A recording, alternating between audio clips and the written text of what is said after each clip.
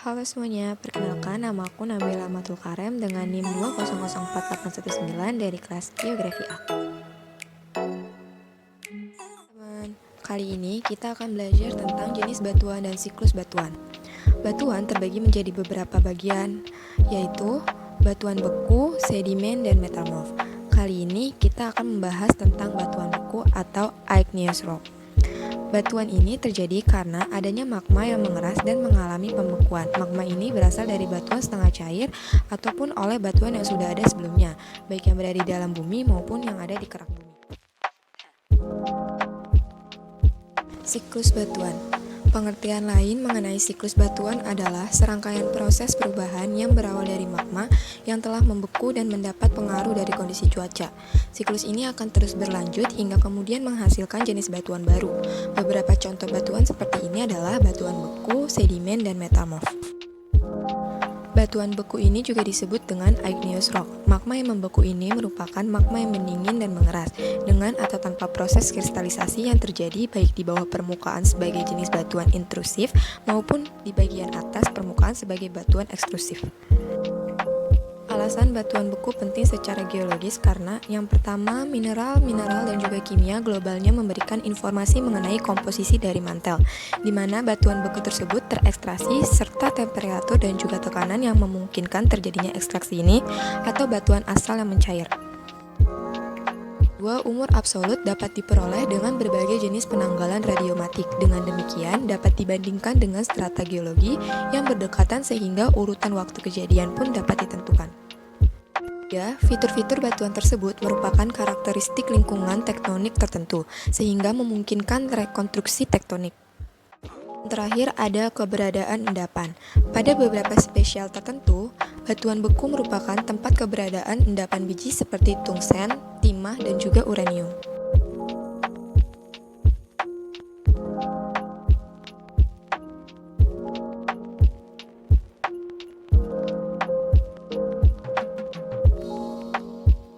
Batuan beku luar atau ekstrusif. Lelehan lava kemudian akan jatuh pada permukaan bumi yang akan mendingin dengan cepat dan membentuk batuan beku ekstrusif. Keluarnya magma ini merupakan melalui rekahan yang dinamakan erupsi linier atau fissure eruption. Yang pertama ada obsidian. Batuan ini berupa kaca vulkanik yang terbentuk sebagai batu apung eksklusif. Obsidian pecah dan membentuk retakan seperti kulit, menghasilkan ujung yang tajam yang dipakai suku aborigin untuk membuat perkakas atau senjata. Warna dari batu ini adalah berwarna hitam. Ada riolit. Batuan ini berupa kristal feldspar beserta sedikit serpihan kaca. Batuan ini pada dasarnya mempunyai komposisi yang sama dengan granit, tapi tekstur butiran riolit lebih halus karena pendinginan yang cepat dari lava. Warna dari batuan ini terang, biasanya berwarna abu-abu atau merah muda. Yang ketiga ada andesit. Batuan ini merupakan pertengahan antara granit dan basalt serta memiliki permukaan yang bintik-bintik. Batuan ini biasanya berwarna gelap atau abu-abu hitam. Terakhir ada basalt. Basalt merupakan batuan gunung api yang paling umum ditemukan. Batuan ini berupa lembaran lava tebal dan warnanya sedikit gelap atau abu-abu hitam. Selain batuan beku luar, ada juga batuan beku dalam. Batuan beku ini merupakan hasil dari pendinginan dari perut bumi atau bawah tanah. Magma akan membentuk batuan berbentuk kubah yang disebut batolit atau batuan. Contoh dari batuan beku dalam adalah granit. Granit berasal dari campuran feldspar putih atau merah muda, quartz, dan sejumlah mika biotik atau muskovit. Terbentuk dari tabrakan dua lempeng dan karena proses pendinginan perlahan sehingga kristal berukuran besar. Batuan ini biasanya berwarna terang, merah muda, kelabu atau putih. Yang kedua ada sienit. Sienit biasanya batuan yang mengandung quartz atau tidak sama sekali. Batuan ini terlihat seperti granit. Batuan ini berwarna putih, merah muda, abu. Batuan ini mempunyai tekstur butiran yang kasar. Lalu ada gabbro. Sama halnya dengan sienit, batuan ini mengandung quartz atau tidak sama sekali. Batuan ini memiliki tekstur yang berlapis-lapis.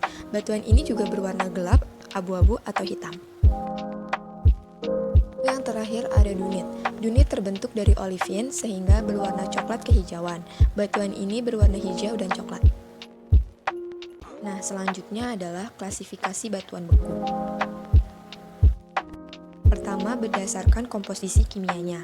Klasifikasi batuan beku berdasarkan komposisi kimianya terbagi menjadi 4, yaitu batuan beku asam, menengah, basa, dan ultra basa. Batuan beku asam memiliki kandungan silika yang sangat banyak, yaitu sebesar 65%. Contoh dari batuan ini yaitu granit, riolit, dasit, obsidian, dan batu apung. Warnanya terang. Kemudian yang kedua ada batuan beku menengah atau intermediate, memiliki kandungan silika sebesar 53-65%.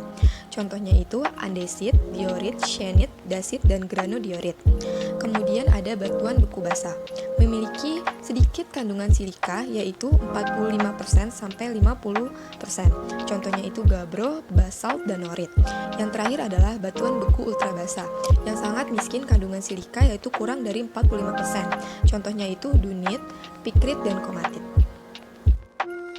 Selanjutnya adalah klasifikasi batuan beku berdasarkan teksturnya. Berdasarkan teksturnya, klasifikasi batuan beku dibagi menjadi dua, yaitu batuan beku dalam yang bertekstur kasar dan batuan beku luar yang bertekstur halus. Tekstur merupakan penglihatan atas bentuk dan ukuran kristal mineral penyusun batuan beku yang merupakan cerminan dari proses kecepatan pembekuan magma. Pembekuan yang sangat cepat yaitu tidak berbentuk kristal, membeku di permukaan atau dalam kondisi berair atau es. Kemudian pembekuan yang cepat berbentuk kristal halus, membeku dekat dengan permukaan. Dan permukaan lambat yaitu berbentuk kristal kasar dan membeku jauh di bawah permukaan. Selanjutnya yaitu klasifikasi batuan beku berdasarkan tempat kejadiannya. Yang pertama ada batuan beku dalam. Batuan beku dalam terbentuk dari magma yang membeku secara lambat dan jauh di bawah permukaan bumi sekitar 15-50 km. Contohnya itu granit, gabbro, dunit, dan tonalit. Kemudian ada batuan beku gang atau korok. Batuan beku ini terbentuk dari magma yang membeku di gang atau celah kerak bumi dalam perjalanan atau sebelum sampai ke permukaan bumi. Contohnya itu ada granit porfir, gabbro porfir, diabas, dan aplit. Yang terakhir ada batuan beku luar yang terbentuk dari lava yang membeku secara cepat di dekat atau di atas permukaan bumi. Contohnya itu riolit, basalt, andesit, dan trakit. Dalam proses terbentuknya, batuan beku mengalami 3 proses. Yang pertama itu proses terbentuknya batuan beku dalam yang terjadi di dalam dapur magma secara perlahan dan pendinginannya sangat lambat sehingga menghasilkan kristal-kristal yang terbentuknya terlihat besar.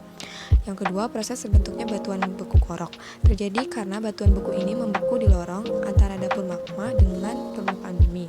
Yang terakhir, proses terbentuknya batuan beku luar terjadi karena pembekuannya sangat cepat karena telah berada di lingkungan udara sehingga kristal batuannya halus, bahkan ada yang tidak menampakkan adanya kristal. Tahapan pembentukan batuan beku yang pertama, tahapan bergeraknya magma yang berada di dalam dapur magma naik ke atas. Pergerakan magma tersebut dipengaruhi oleh sifat magma yang lebih ringan dari batuan di sekitarnya. Yang kedua, tahap magma yang telah bergerak ke atas akan mengalami tekanan yang besar baik dari magma itu sendiri maupun tekanan dari sekitar dapur magma. Yang ketiga, tahap terjadinya erupsi gunung berapi. Erupsi ini akan melelehkan magma berupa lava ke permukaan bumi. Terkadang erupsi juga disertai dengan letusan yang dahsyat. Yang ketiga, tahap pendinginan atau pengkristalan magma. Baik magma yang sudah berada di permukaan bumi maupun yang tidak mencapai permukaan bumi. Pengkristalan merupakan proses menurunnya pergerakan ion-ion magma disertai penyusunan ion menjadi bentuk yang teratur. Pengkristalan magma dipengaruhi oleh suhu permukaan bumi yang lebih rendah pada suhu magma ketika berada di dalam perut bumi dan juga komposisi serta banyaknya kandungan bahan volatil pada magma. Yang terakhir, magma yang telah mengkristal akan membentuk berbagai jenis batuan beku tergantung pada kecepatan pembekuannya. Deskripsi batuan. Yang pertama itu ada warna batuan. Warna batuan dibagi menjadi dua, yaitu warna segar dan warna lapuk. Warna segar merupakan warna dari batuan yang belum tercampur dengan lingkungan sekitarnya.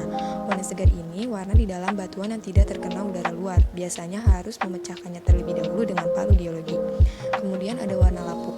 Warna lapuk merupakan warna dari batuan yang sudah tercampur dengan lingkungan sekitarnya. Warna lapuk ini tersingkap oleh warna luarnya. Kemudian ada tekstur batuan beku. Tekstur batuan beku dibagi menjadi 4, yaitu yang pertama ada granulitas atau grain size. Nah, grain size ini dibagi lagi menjadi 3, yaitu avanitik, yaitu batuan beku yang berbutir halus dengan besar butirannya kurang dari 1 mm dan tidak dapat dilihat dengan mata telanjang. Kemudian ada porfiritik atau batuan beku yang berbutir sedang dengan besar butirannya 1-5 mm dan dapat dilihat dengan butiran loup. Yang terakhir ada vaneritik atau batuan beku yang berbutir kasar dengan besar butirannya lebih dari 5 mm dan dapat dilihat dengan mata telanjang. Nah, lalu kemudian derajat kristalisasi. Nah, ini dibagi menjadi 3, yaitu holohilain atau batuan beku yang keseluruhannya tersusun atas gelas atau massa dasar dikarenakan pendinginannya yang sangat cepat. Kemudian ada hipokristalin, batuan beku yang keseluruhannya tersusun atas kristal dan gelas. Kristal di sini merupakan phenocryst dan gelas merupakan ground mass dan kecepatan pendinginannya menengah. Dan yang terakhir holohilin, batuan beku yang tersusun atas kristal dikarenakan pendinginannya yang lambat. Lalu ada bentuk kristal. Bentuk kristal dibagi menjadi 3, yaitu ada euhedral, yaitu kristal yang sempurna, subhedral, sebagian kristal tidak utuh, dan anhedral, atau kristal yang sudah tidak utuh. Lalu ada kemas, merupakan hubungan antar butir di mana dibagi menjadi 3 berdasarkan bentuk butirannya, yaitu ada panidiomorf yang merupakan batuan beku di mana sebagian besar kristalnya dibatasi dengan bidang kristal atau bentuk kristalnya euhedral. Kemudian ada hipidiomorf, merupakan batuan beku di mana sebagian besar kristalnya berbentuk euhedral dan subhedral, sedangkan yang lainnya berbentuk anhedral. Dan terakhir ada allotriomorf, merupakan batuan beku di mana sebagian besar kristalnya berbentuk anhedral. Lalu ada struktur batuan beku, merupakan proses yang terjadi dari akibat gaya-gaya yang bekerja pada tubuh batuan. Ada masif, struktur batuan beku yang memperlihatkan suatu basa batuan yang terlihat seragam atau monoton. Kemudian ada sheeting joint, struktur batuan beku yang berbentuk seperti lapisan kertas. Kemudian ada columnar joint, struktur batuan beku yang berbentuk seperti kolom seperti batang pensil. Dan vesikular, struktur batuan beku yang memiliki lubang-lubang kecil yang tidak merata dikarenakan tempat gas terperangkap saat magma membeku. Lalu ada komposisi mineral, di mana komposisi mineral mendeskripsikan mineral-mineral yang ada pada batuan tersebut beserta presentasenya. Dan terakhir ada nama batuan.